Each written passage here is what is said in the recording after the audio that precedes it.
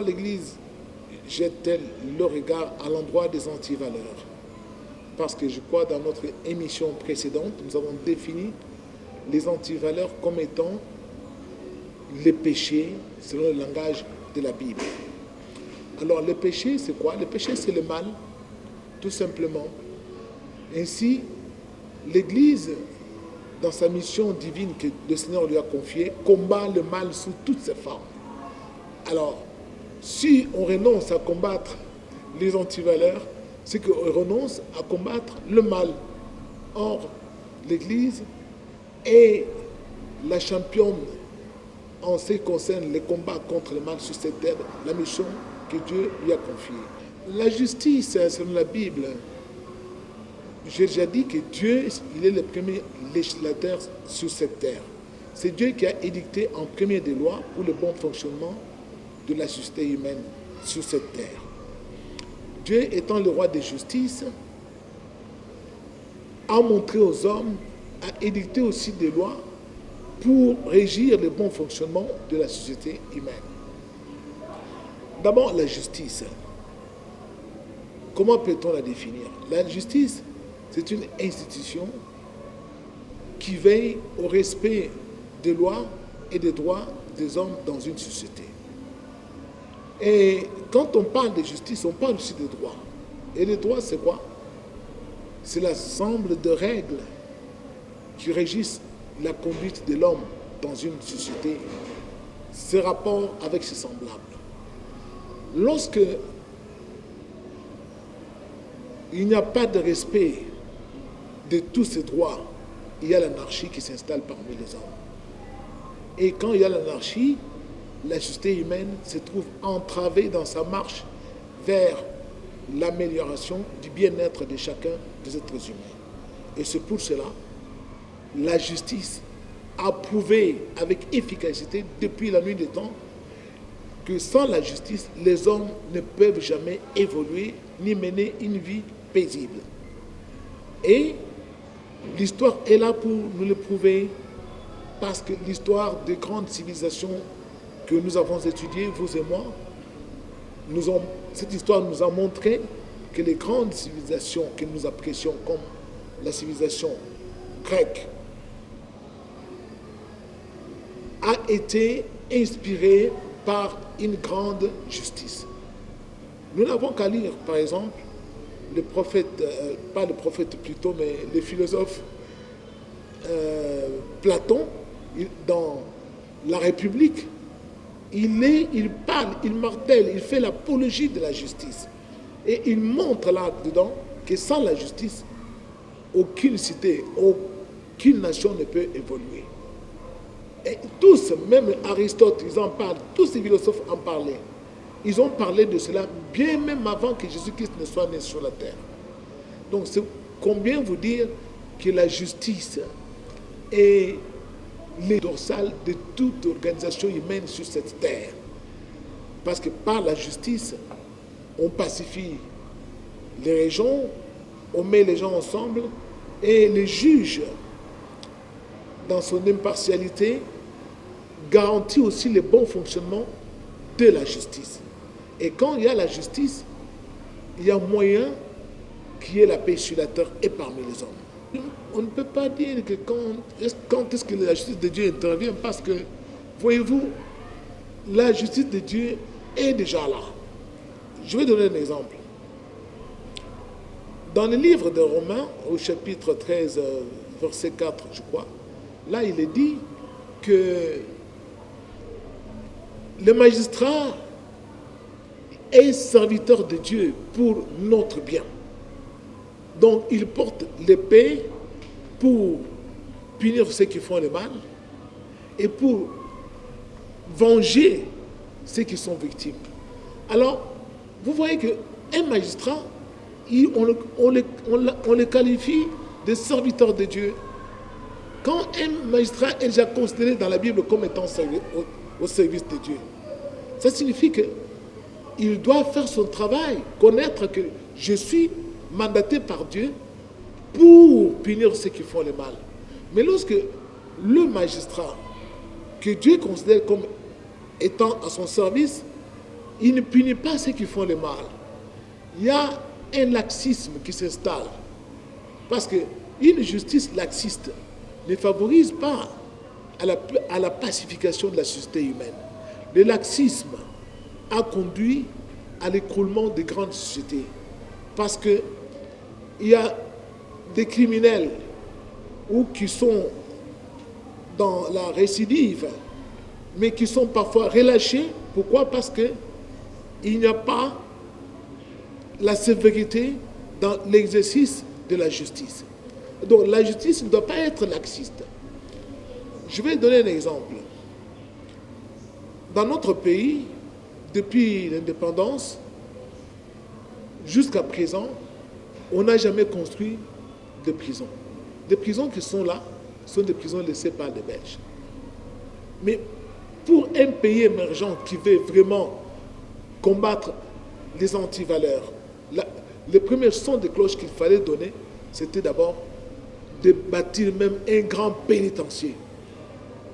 Parce que la prison de Makala, c'est juste une clôture, ce n'est pas un pénitencier. Parce que les prisonniers entendent même le bruit de l'extérieur.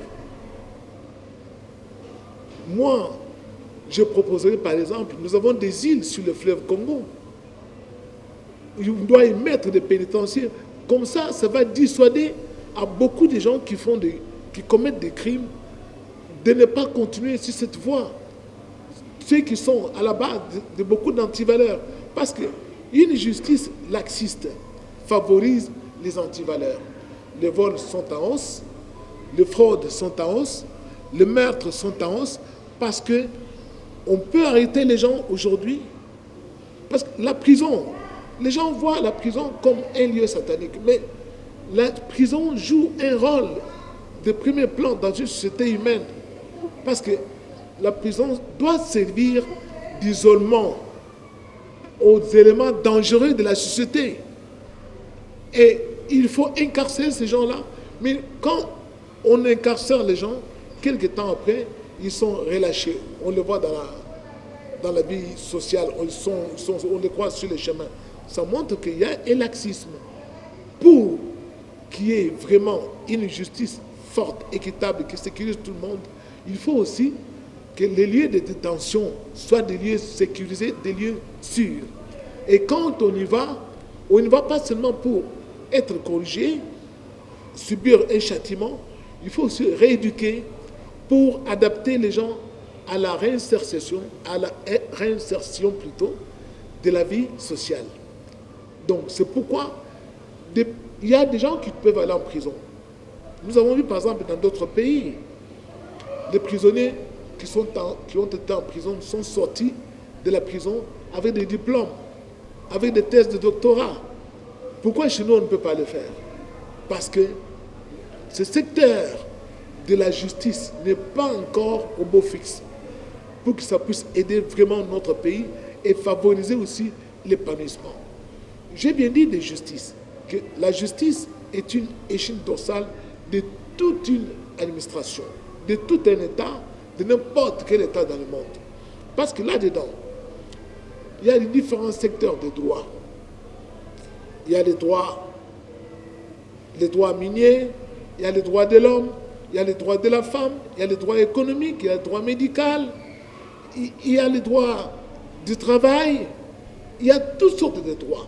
Donc, chaque droit a aussi l'ensemble de règles qui doivent réglementer le bon fonctionnement de ces domaines-là. Alors, quand la justice n'est pas totalement stable dans un État, ça va avoir de l'impact sur tous les niveaux, ça va empêcher les développements, ça va empêcher tous les secteurs confondus. Et d'où il faut savoir que la justice doit être l'affaire de tout le monde. Ce ne doit pas être l'apanage d'un groupuscule de gens qui s'arrogent ces droits-là. Non, ça doit être l'affaire de tout un peuple. À savoir, aimer ce qui est juste, aimer ce qui est droit et combattre pour le droit de tout le monde. Et que la loi soit la même pour tous et que tout le monde soit vraiment égal devant la loi. C'est ainsi que cette justice-là va favoriser l'émergence de notre pays à tous les niveaux et que le pays va tirer vers le haut pour le bien-être de tous. Il faut prendre l'homme en charge. Lorsqu'on emprisonne une personne, on le soustrait parce que cet homme est dangereux pour la société. On le met dans l'isolement carcéral. Pourquoi? C'est pour d'abord protéger la société. Ensuite, il faut s'occuper de sa rééducation pour la réinsertion future. On ne peut pas mettre des gens en prison et après, il n'y a pas un suivi. Et surtout aussi qu'il y a des gravités des crimes à différents échelons. Les crimes n'ont pas la même gravité. On ne peut pas mettre soit un terroriste dans une même cellule avec un petit délinquant, par exemple. On ne peut pas mettre, je ne sais pas, quelqu'un qui a commis un crime politique avec un petit délinquant. Donc il faut, toutes ces choses-là, il faut réglementer parce que la prison doit jouer son rôle de rééducation pour la réinsertion des citoyens dans la vie normale. Donc c'est cela à quoi notre justice devait vraiment travailler dans ces domaines-là pour aider le peuple congolais. La justice est là pour le bien-être de tous. Mais il faut savoir ceci. Qui dit justice dit aussi la vérité. Et qui dit vérité dit aussi la liberté. Et cette liberté, ma liberté à moi, s'arrête là où commence la liberté d'une autre personne. Alors, maintenant, il faut savoir que depuis la nuit des temps, la justice parfois a été biaisée. Comment? Parce que la justice a été tributaire parfois des gens qui gouvernent. Je vais donner un exemple dans la Bible. Vous savez, vous tous, que Jésus-Christ était innocent. On l'a arrêté et on l'a traduit devant le tribunal de Pilate. Et quand Pilate l'a jugé, il a lui-même dit que je ne trouve aucun crime dans cet homme. Il a répété ça plus de 3 ou 4 fois. Je ne trouve aucun crime en lui. Et les gens ont dit non, nous voulons seulement qu'il meure parce qu'il s'est proclamé fils de Dieu. Et quand Pilate a entendu cela, il a eu peur. Il est allé et il voulait le lâcher. Mais quand le peuple a compris que Pilate voulait relâcher Jésus, le peuple a dit, cet homme a dit qu'il est roi. Alors, comme il s'est proclamé roi, c'est qu'il est contre César. Alors, tout celui qui se proclame roi est contre César. Et si toi tu relâches, tu ne seras pas non plus ami de César. Et lorsqu'il a entendu cela, Pilate a sorti Jésus et l'a livré. Il leur a dit, voici l'homme, faites-en ce que vous voulez. Donc il faut savoir que parfois la justice est biaisée parce qu'elle est tributaire de ceux qui gouvernent. Mais ceux qui gouvernent doivent savoir que celui qui est le juge suprême, c'est Dieu. Parce que c'est lui qui a la suprématie sur la justice des hommes. Tout ce que nous faisons sur cette terre, si nous rendons des justices qui sont mauvaises à l'endroit des autres, nous devons les payer tôt ou tard. Ils ont condamné Jésus, mais après, lui-même Pilate qui cherchait à s'éterniser à ce poste, plus tard il a été éjecté.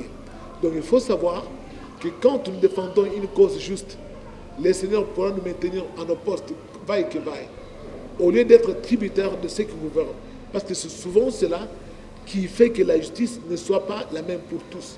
Parce que les hommes veulent être reconnaissants vis-à-vis de ceux qui nous ont mandatés pour rendre justice. Or, un vrai juge, c'est celui qui est vraiment impartial. Et un juge impartial va travailler au bien-être de la justice et permettra qu'il y ait la paix stable pour tout le monde. Je vais prendre l'exemple tout simplement du match de football. Vous voyez bien le match de football. Beaucoup de gens ils vont au stade parce qu'ils veulent voir un beau match, se faire plaisir et sortir avec une immense joie dans le cœur. Mais lorsque l'arbitre est corrompu et qu'il prend des décisions parfois qui sont vraiment des décisions maladroites, la fête pour laquelle on était venu est gâchée. Et parfois, ça termine en rix, des combats de pugilistes sur le terrain. Pourquoi? Parce que l'arbitre a tout gâché. La justice doit jouer le rôle d'arbitrage. Une justice arbitrale pour le bien-être de tous favorisera la paix et fera que notre pays, notre société soit bâtie dans la paix.